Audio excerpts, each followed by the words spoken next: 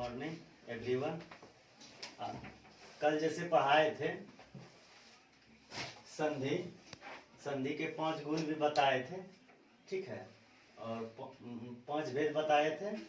अब जिसमें से हम दीर्घ बता चुके हैं, ठीक है। अब दूसरा है गुण संधि, इसको हम लोग आध गुना बोलते हैं, ठीक है। अब देखो गुण संधि का परिभाषा क्या है। यदि अ वर्ण के बाद हर्षीकार या दीर्घईकार रहे तो दोनों मिलाकर ए हो जाता है। यदि अ वर्ण के बाद हर्षीकार या दीर्घईकार रहे तो दोनों मिलाकर ए हो जाता है। यदि अ वर्ण के बाद हर्षुकार या दुर्गौकार रहे तो दोनों मिलाकर ओ हो जाता है। एवं अ वर्ण के बाद री रहे तो दोनों मिलाकर अर हो जाता है। इसका मतलब होता है क्रम, ठीक है। जैसे कि हो गया मास यानी महीने से हो गया, ठीक है, 1 महीना हो गया, या हो गया मतलब क्या कहते हैं उत्तम, यानी मतलब शुरू से वह अच्छा विचार का हो तो उसमें से अर होता है यानी क्रम से होता है। इसका मतलब होता है कि किसी के ऊपर लास्ट में अगर रेप रहता है, ठीक है, तो वह वहीं से बनता है या टूटता है। या इसको इस तरह का भी परिभाषा हम लोग दे सकते हैं। अगर इतना बड़ा याद नहीं रखेंगे तो हम लोग अर्थात में भी भाषा दे सकते हैं। इसका परिभाषा क्या दे सकते हैं, जब शब्द के मध्य में, ठीक है, जब शब्द के मध्य में ए ओ और अर रहे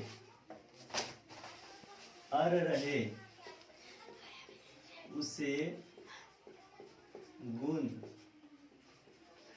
संधि कहते हैं।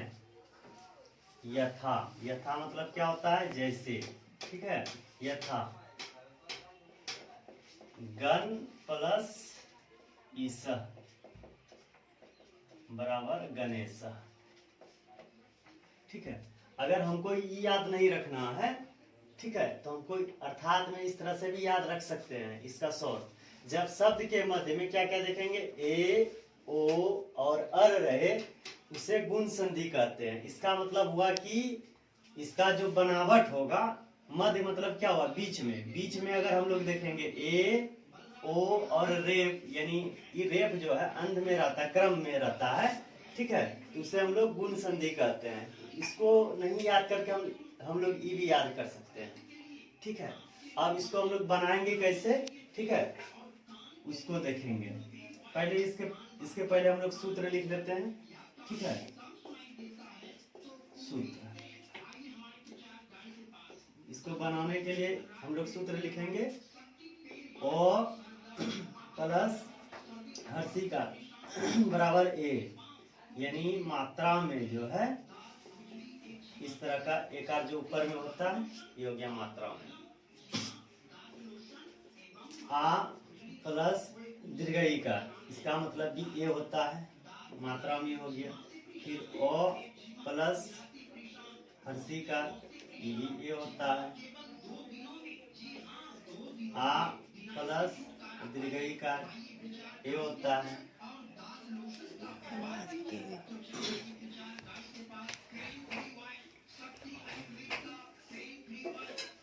ओ प्लस हर्षिकार ए, आ प्लस हर्षिकार भी ए, आप फिर ओ प्लस, यहाँ भी हम लोग हर्षिकार दे सकते हैं या दीर्घईकार दे सकते हैं, ठीक है। आ प्लस ओ प्लस दीर्घईकार ए, आ प्लस दीर्घईकार ए, यानी सबका मात्रा ही होगा। दूसरा क्या होगा, ओ प्लस हर्षुकार बराबर ओ, इसका मात्रा क्या होगा, ऊपर में जो ऐसे होता है, ठीक है।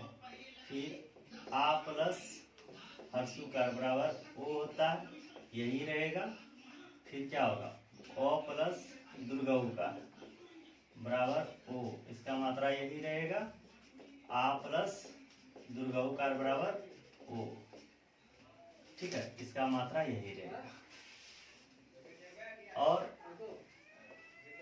ओ प्लस री बराबर अर, इसका मात्रा जो ऊपर में रेप रहेगा, इसको पहचानने के लिए क्या हो जाएगा, फिर आ प्लस री, ये भी हो जाएगा अर, इसका मात्रा यही रहेगा। ठीक है, यानी इसका सूत्र अ प्लस हर्षिकार बराबर ए, ये मात्रा हो गया ऊपर में जो होता है, आ प्लस हर्षिकार बराबर ए, ओ प्लस दीर्घिकार बराबर ए, आ प्लस दीर्घिकार बराबर ए, ओ प्लस उ बराबर ओ, आ प्लस हर्षुकार बराबर ओ प्लस दीर्घकार बराबर ओ, आ प्लस दीर्घकार बराबर ओ प्लस री बराबर अर, यानी ऊपर में रेफ, आ प्लस री बराबर अर। ठीक है, गुण संधि का कुछ उदाहरण है। ठीक है, इसको संधि विच्छेद करेंगे, इसका सूत्र भी अभी लिखा दिए। ठीक है, अब देखो परमेश्वर, अब हम बताए थे कि जब शब्द के मध्य में ए ओ औकार बताए थे और क्या बताए थे, रेफ बताए थे। ये तीन चीज ए ओ और रेफ कौन सा संधि कहलाता है, गुण संधि कहलाता है। ठीक है, और इसका जो बनावट होगा यह यहीं से बनेगा। ठीक है, अब देखो जैसे यहाँ एकार है, यह यहीं से छूटेगा, क्या हो जाएगा, परम, क्या होगा, परम प्लस ईश्वर, ईश्वर। ठीक है, परम प्लस ईश्वर, यानी इनका कोई न कोई अर्थ है और इसका भी कोई अर्थ है। ठीक है, ईश्वर मतलब भगवान, परम यानी परम ही। ठीक है, भगवान क्या है, परम है, परम प्लस ईश्वर, परमेश्वर, यानी जिसका कुछ न कुछ अर्थ निकले।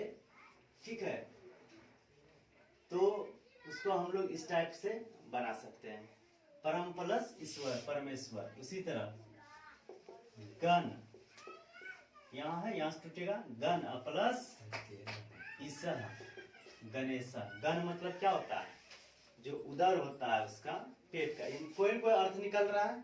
ठीक है, उदर जो होता है, यानी गण प्लस ईसा, गणेश है। इस मतलब भगवान, यानी गणेश भगवान। ठीक है, यानी ये जो टूटता है इसका अर्थ होना चाहिए।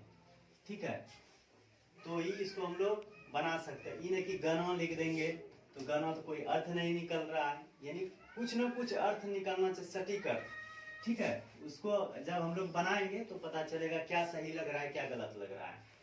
ठीक है, तो गण प्लस ईसा, गणेश। अब देखो औकार वाला जैसे आ गया, महोदय। ठीक है, तो क्या लिखेंगे, माँ तो होता नहीं है तो महा हम लोग लिखेंगे। महा शब्द सुने हैं, तुमको लगेगा कुछ ना कुछ सुना हुआ शब्द।